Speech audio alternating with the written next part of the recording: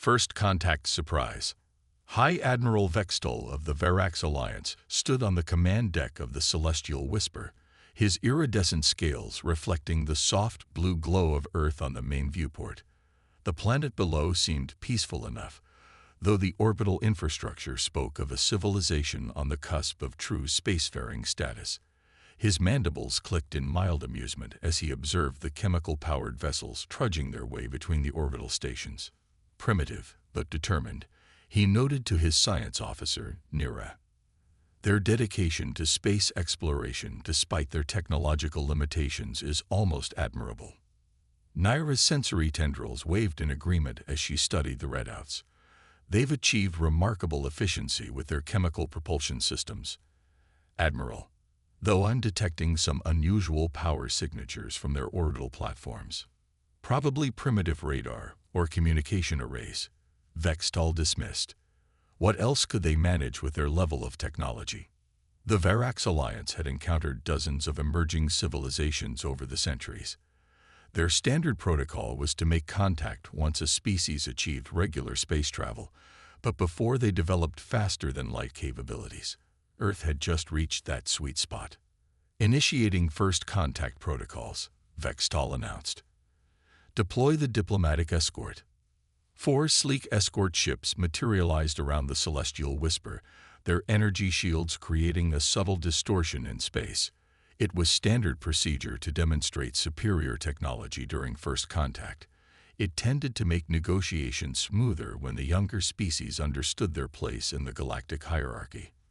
The response from Earth came faster than expected. A calm human voice transmitted on precisely their communication frequency. Verax vessel, Celestial Whisper. This is Earth Defense Command. Welcome to Sol System. Please maintain your current position while we verify your diplomatic credentials. Vextol's scales rippled in surprise.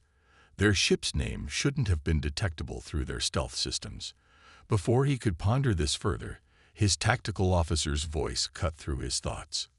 Admiral, energy spike detected from orbital platforms. The primitive radar arrays had come alive.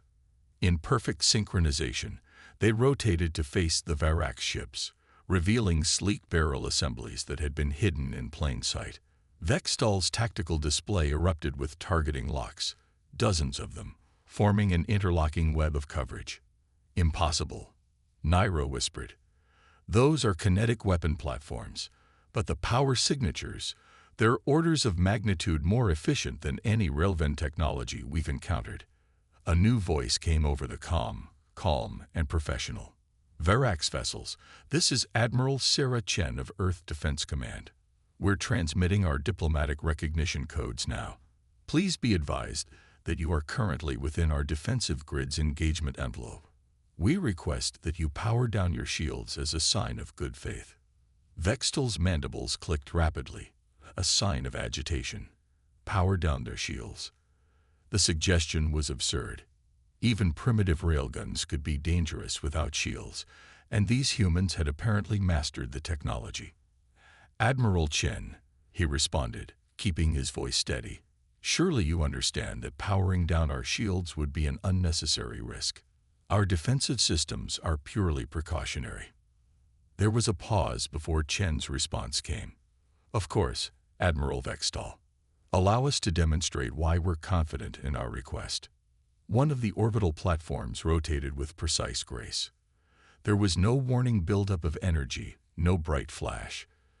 Just a near-silent ripple of displaced air as a hypersonic projectile crossed the distance between the platform and a nearby asteroid in less than a second. The asteroid, nearly a kilometer wide, split perfectly in half. That was a low-power demonstration shot. Chen's voice came again.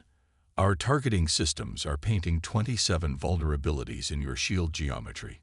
We would prefer to continue this first contact peacefully. For the first time in his long career, Vextol felt a chill run down his spine. The humans hadn't just developed railgun technology. They had perfected it. While the rest of the galaxy focused on energy weapons and shields, humanity had taken a primitive technology and pushed it to theoretical limits. Powering down shields, he commanded, his voice hoarse. "It seems we have much to learn from each other, Admiral Chen." "Indeed we do," Chen replied, and Vextol could hear the smile in her voice.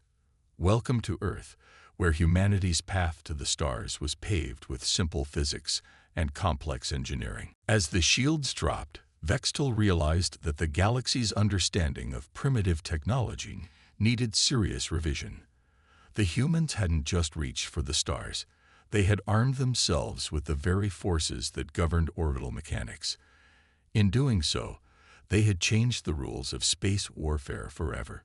The great equalizer, it seemed, wasn't advanced technology. It was human ingenuity. The physics of fear. Dr. Maya Patel stood before the assembled Verax delegation in the Orbital Defense Academy's main lecture hall, fighting back a smile at their obvious discomfort. The aliens had requested a technical briefing on humanity's railgun advancements, likely expecting to find some hidden quantum technology or dimensional physics at work. What they got instead was a lesson in persistence. The breakthrough wasn't in the technology itself, she explained, gesturing to the holographic display showing the inner workings of an orbital defense platform. It was in our approach to the problem. While other species pursued energy weapons, we ask ourselves a simple question: how do we make kinetic weapons more efficient? Science officer Nairis Tendrils waved in fascination as she studied the schematics. "But surely you encountered the same limitations as other civilizations. Heat management, power requirements, barrel degradation." "Of course," Maya nodded, "which is why we solved them one by one over 50 years. The real revolution came from our superconductor breakthroughs in the 2030s. Once we could maintain near-perfect conductivity at reasonable temperatures, everything else fell into place." She brought up another display, this one showing the molecular structure of the railgun barrels. Traditional railguns suffered from extreme wear due to friction and plasma formation. We developed a self-repairing nanolattice that actually gets stronger with use. The barrel realigns its structure after each shot. High Admiral Vextol leaned forward, his scales shifting to a deeper shade of blue, a sign of intense concentration. Yet our scans showed minimal power signatures. How do you generate enough energy for hypervelocity launches? Maya's smile widened. "We don't generate it. We store it. Each platform contains a network of quantum capacitors that slowly accumulate energy from solar collection.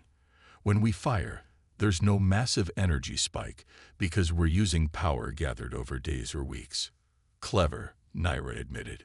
"Most species focus on generating massive amounts of power quickly. You instead chose patience and efficiency." "Exactly. But the real advantage isn't just in the technology." Maya switched the display to show Earth's orbital defense grid. "It's in the network. Each platform shares targeting data and power resources. They work together to calculate optimal firing solutions, accounting for gravitational influences, solar wind, and even relativistic effects." She paused, considering how much to reveal. The Verax were allies now, but old habits died hard. A single platform might be countered. The entire network, working in concert, that's a different problem entirely. Vextol's mandibles clicked thoughtfully. "Your weapons don't rely on overwhelming force. They use precision and timing instead. When you can accelerate a projectile to a significant fraction of light speed with perfect accuracy, you don't need explosive yield," Maya confirmed. "Kinetic energy does the work for you. And unlike energy weapons, you can't deflect physics." The Admiral's scales rippled with what Maya had learned was nervous appreciation. "Your people chose an interesting path, Doctor. Most species would have abandoned such research in favor of more advanced technologies." "That's because most species see railguns as primitive weapons," Maya replied. "We saw them as a challenge. Every problem they presented was an opportunity to push our understanding of materials science, electromagnetics, and computational physics." She brought up one final display, a recording of the asteroid demonstration from first contact. "This is what happens when you take a primitive technology and spend a century perfecting it. No exotic particles, no dimensional physics, no antimatter.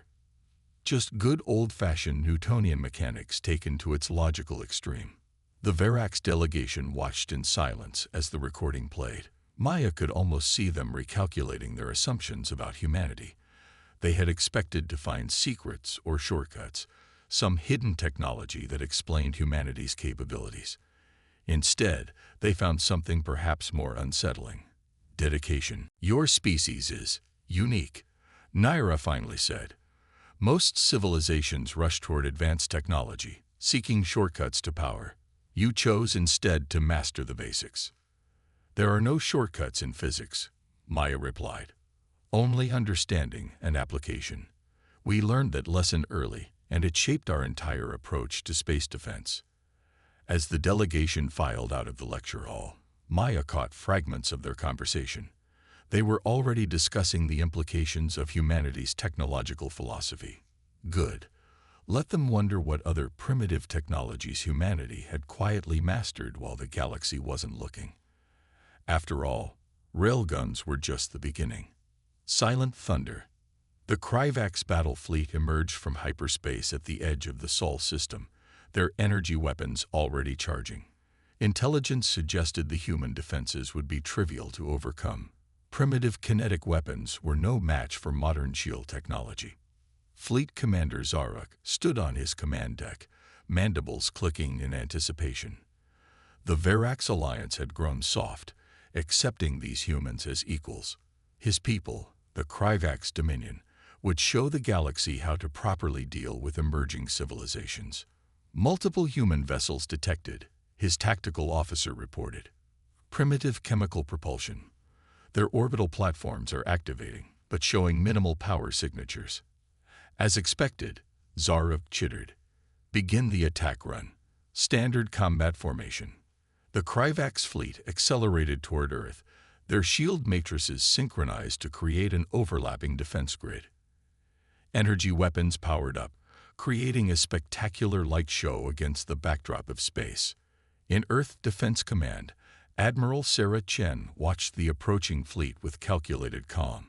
Status of the defense grid. All platforms report ready, Admiral, her tactical officer responded.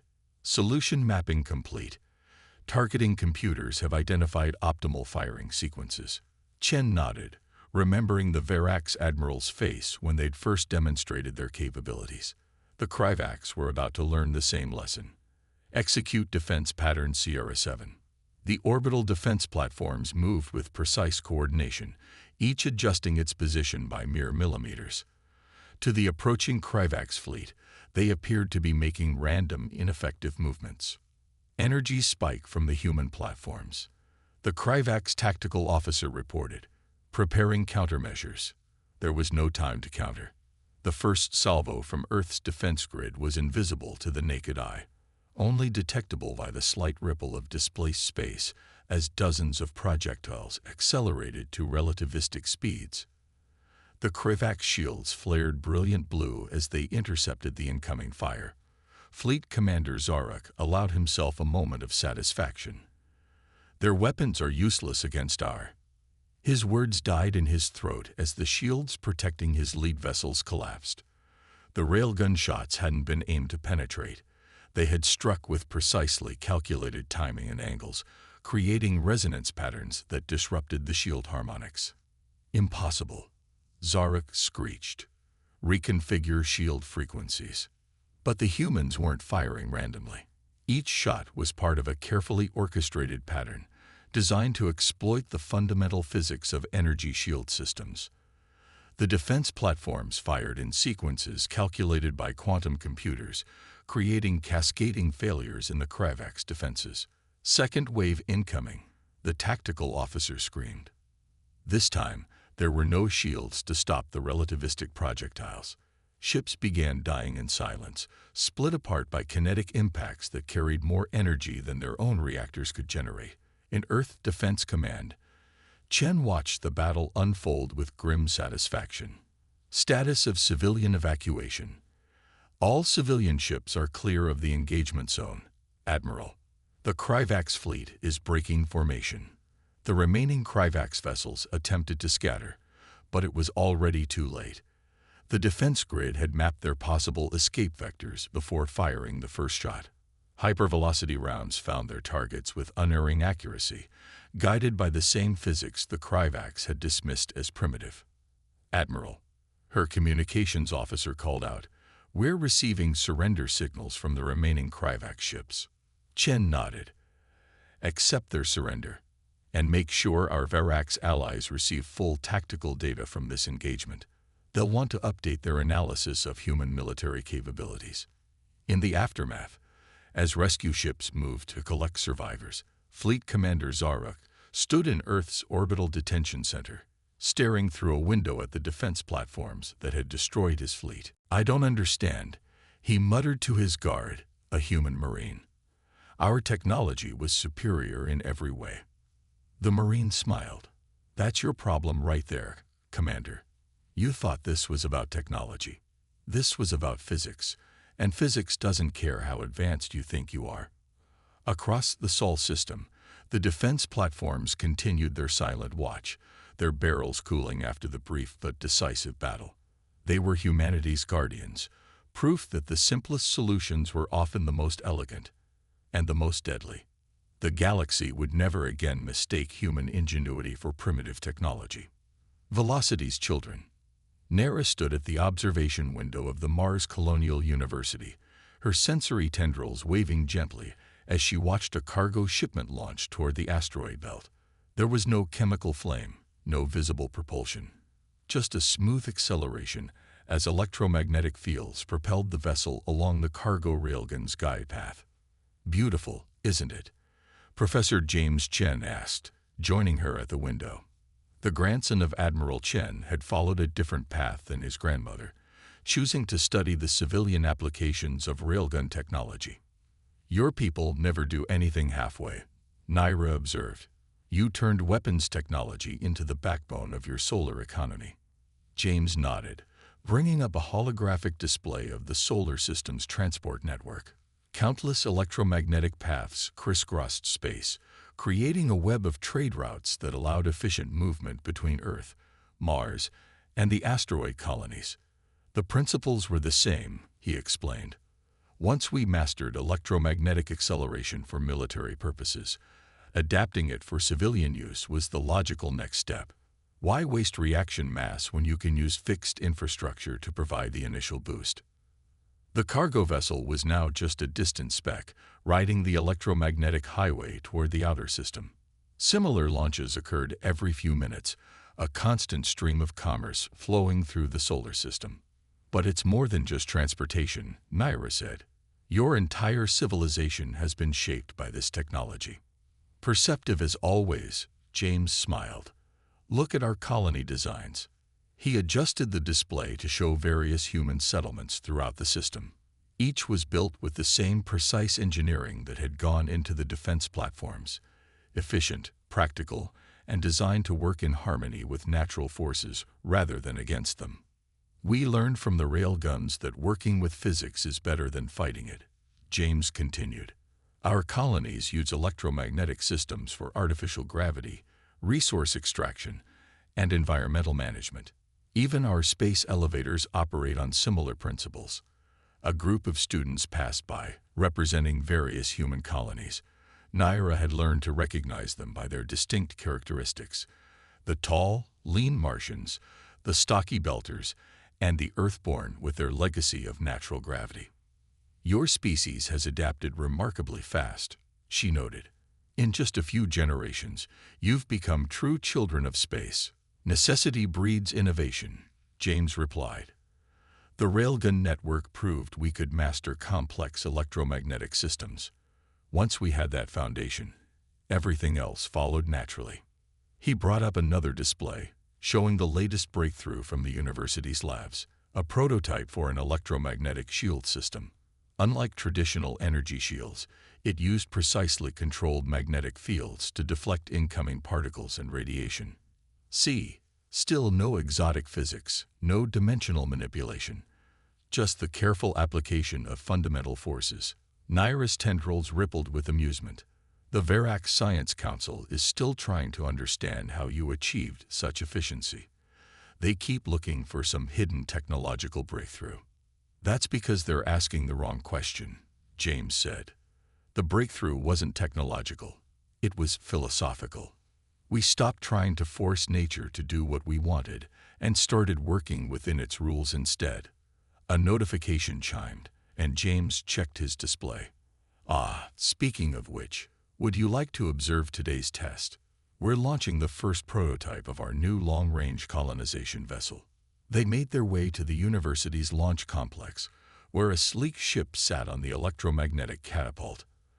Unlike traditional vessels, it was designed to work with the solar system's network of railgun accelerators, using them to build up velocity for deep space missions.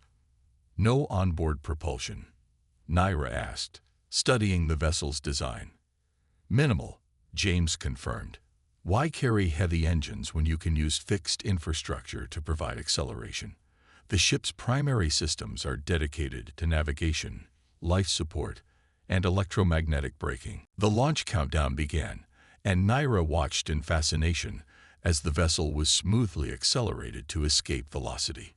No flames, no explosions, just the elegant application of electromagnetic force.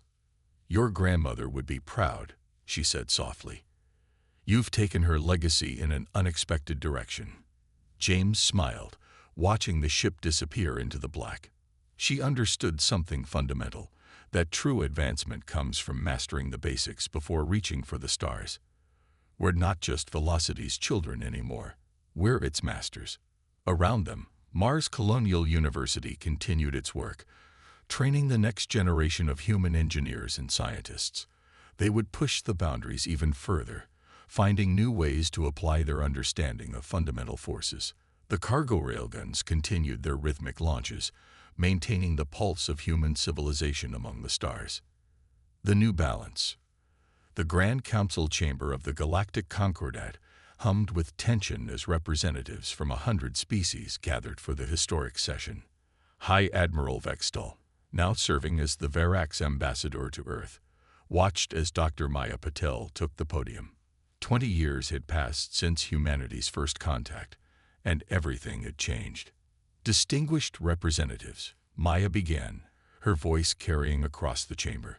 We're here today not just to discuss technology, but philosophy. The recent Kryvax incursion into the Centauri sector proved that traditional military doctrine must evolve. Holoprojectors activated, showing footage from the battle that had shocked the galaxy. A massive Kryvax invasion fleet, armed with the latest energy weapons, had attempted to seize the human colony systems.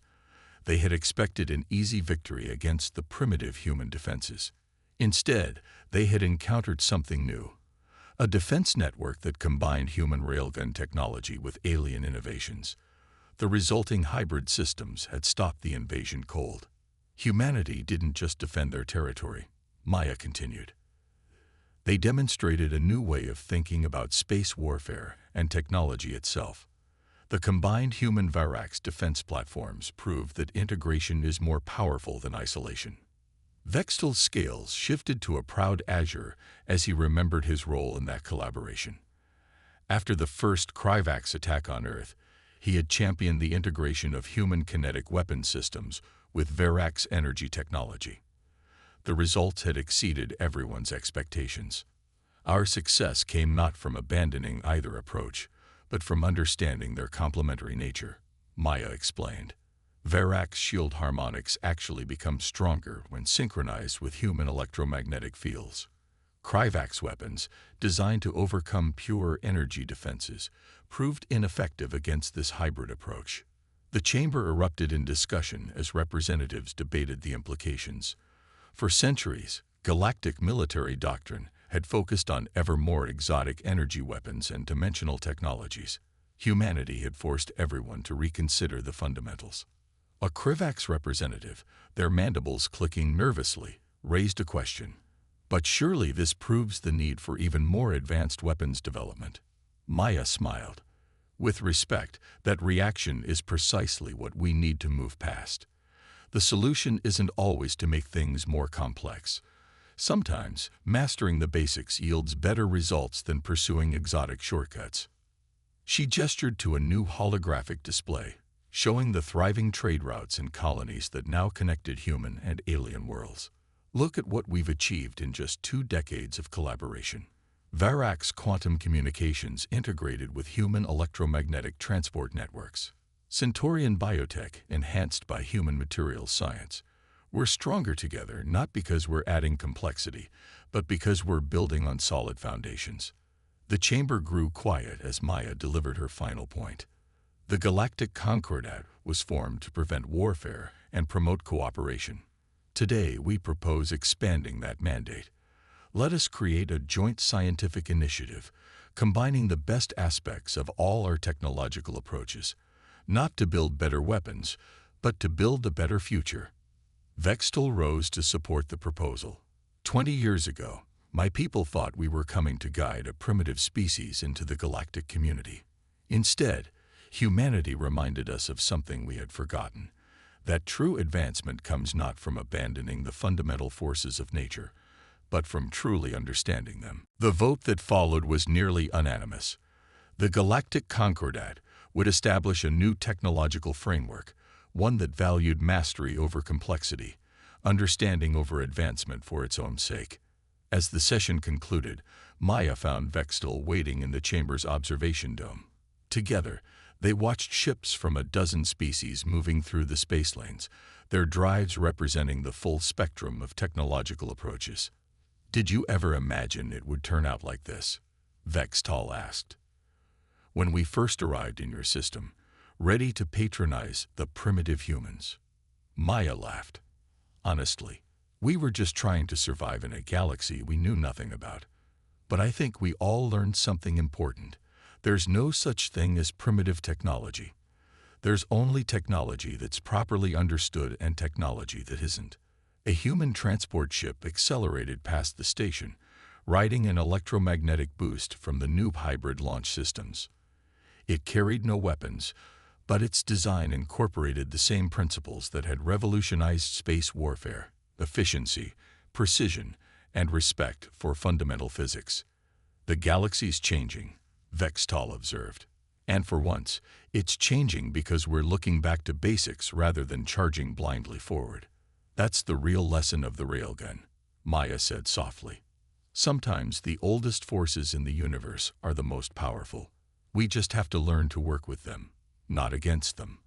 Above them, the stars shone on a galaxy that was slowly learning to value wisdom over advancement, understanding over power. Humanity's primitive technology had done more than defend Earth. It had shown the way to a future where progress meant mastery rather than complexity. The age of blind advancement was over. The age of understanding had begun.